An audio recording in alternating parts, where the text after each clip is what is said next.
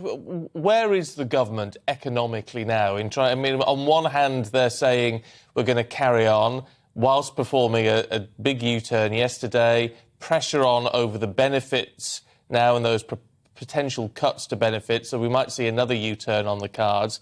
Is the economic plan in tatters? I cannot remember a week as mad as last week, and quite honestly, watching the Prime Minister on Sunday morning on television saying that, absolutely no chance of changing, and then suddenly a change yesterday.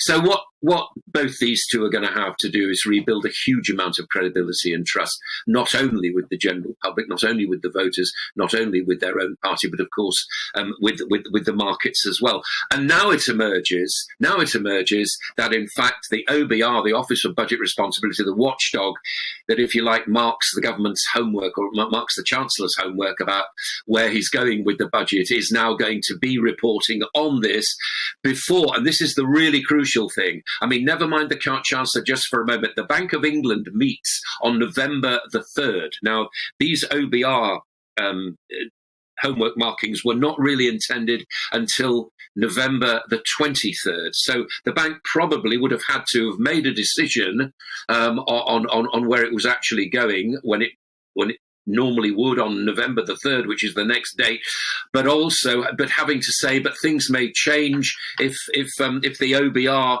comes out with its observations, which is slightly later on the 23rd. So the date of bringing it forward, this should have happened in the first place. In fact, the mini budget, we get all the stuff about it having to be done in a rush and everything like that, but the markets didn't like that, and there should have been some kind of independent forecast, independent analysis of what the government was actually proposing, because that's what the OBR is for. I mean, it is there. It has been there. The Chancellor's not stupid. He knows that it's there. I cannot understand for the life of me why it actually happened, but it did.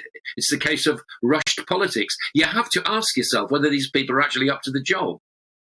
Well, he has brought forward his budget now to the end of the month, and we're told the OBR will also publish their report before then as well, all in time. It's not a budget. What he's bringing forward is he's bringing the fiscal statement, which is supported by the OBR, forward very, very slightly, and this is a fiscal analysis for the medium term. Now, honestly, if you ask people what the medium term actually is, I think what it means is about couple of years maybe. And when Gordon Brown was Chancellor, it used to be as long or as short as he actually made it in whichever budget speech he actually made. So what we're looking at is the homework is going to be marked, but it still won't happen. Now, it looks like the markets have come back very, very slightly. Sterling strengthened slightly overnight.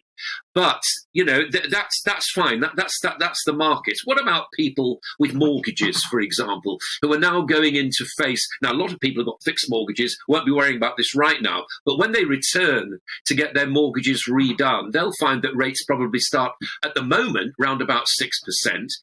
So the Chancellor's moves has added, I think it's about £1,500 a year to the average mortgage. Because mortgages are all different. People have got different kinds of schemes.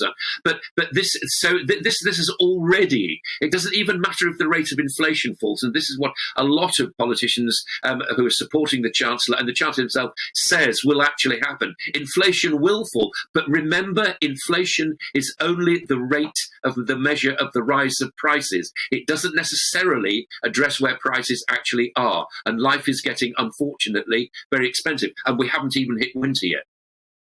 Okay, Michael, for now, thank you very much indeed.